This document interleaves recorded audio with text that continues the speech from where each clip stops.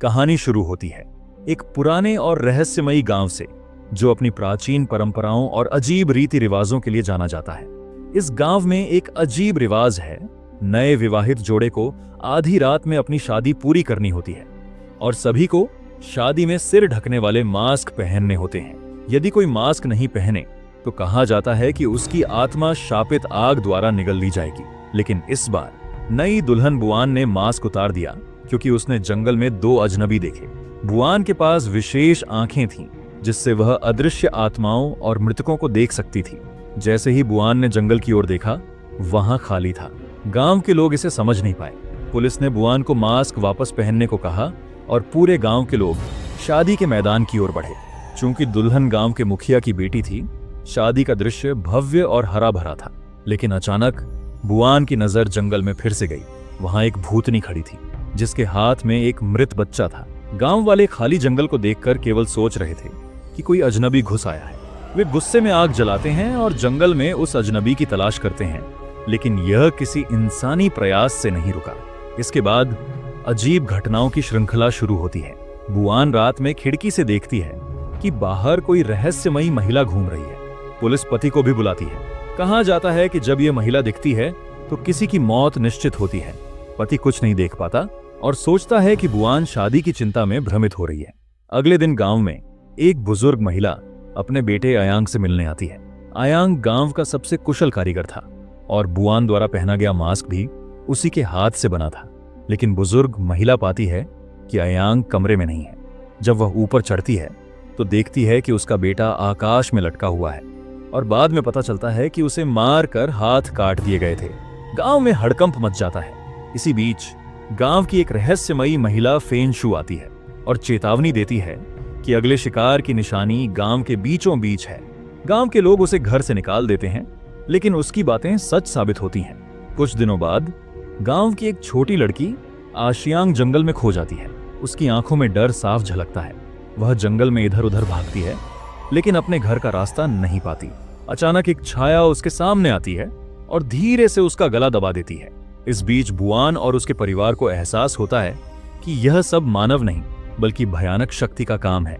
आशियांग को खोजने के लिए पूरी रात जंगल में तलाश होती है, लेकिन जब उसे पाया जाता है तो लड़की की स्थिति भयावह थी।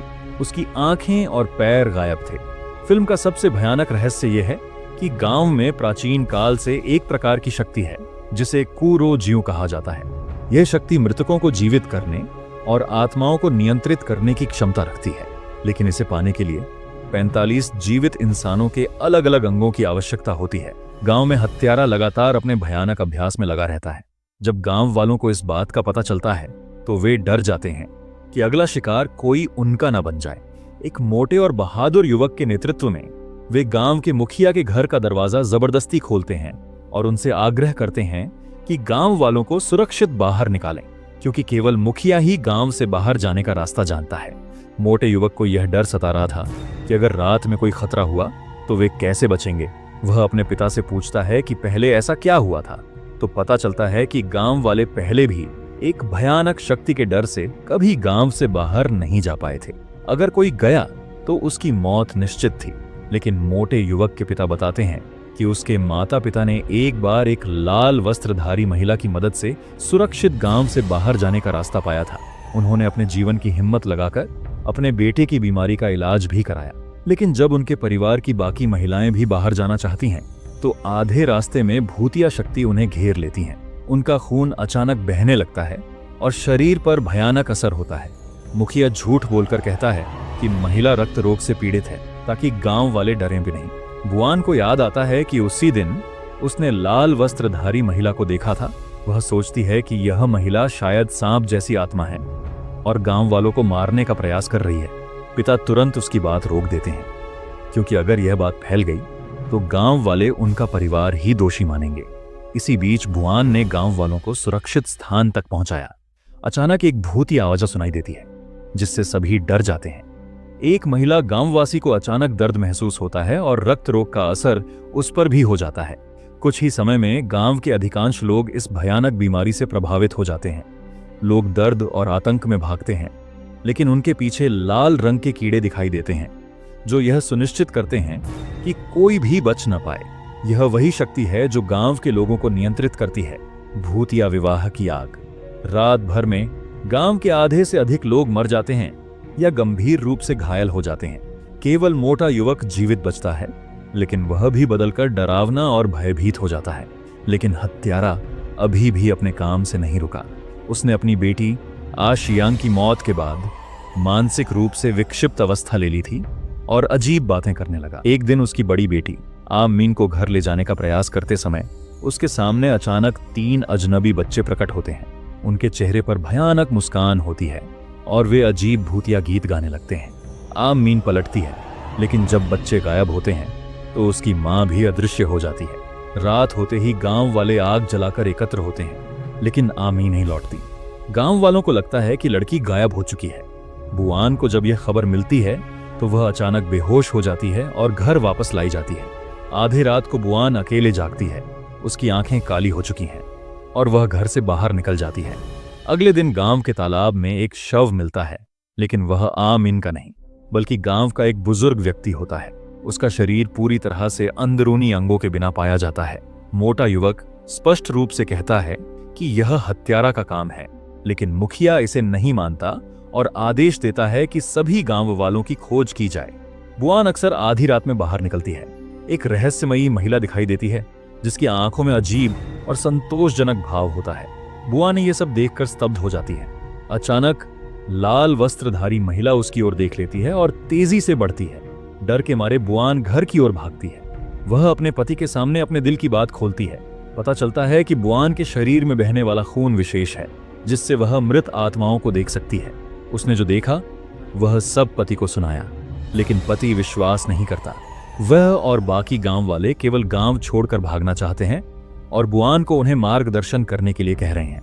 बुआन गुस्से में कहती है कि उसका पति बहुत स्वार्थी है और गांव में खतरे के समय केवल अपने बारे में सोचता है।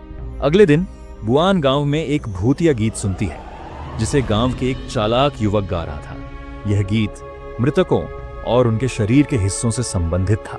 बुआन और युवक यह अनुमान लगाते हैं कि हत्या करने वाला फिर से 2 लोगों को मार सकता है। वे यह बात मुखिया को बताते हैं, लेकिन वह विश्वास नहीं करता और बुआन व युवक को ही दोषी मानता है।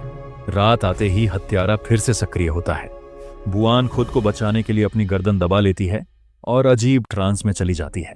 इसी समय गांव के अन्य लोग भी इसी तरह अजीब अवस्था में आते हैं। बुआन की मां ने उसे बचाने की कोशिश की थी, लेकिन बुआन धीरे धीरे समझती है कि असल हत्यारा बुआन नहीं बल्कि छिपा हुआ चेनसांग है।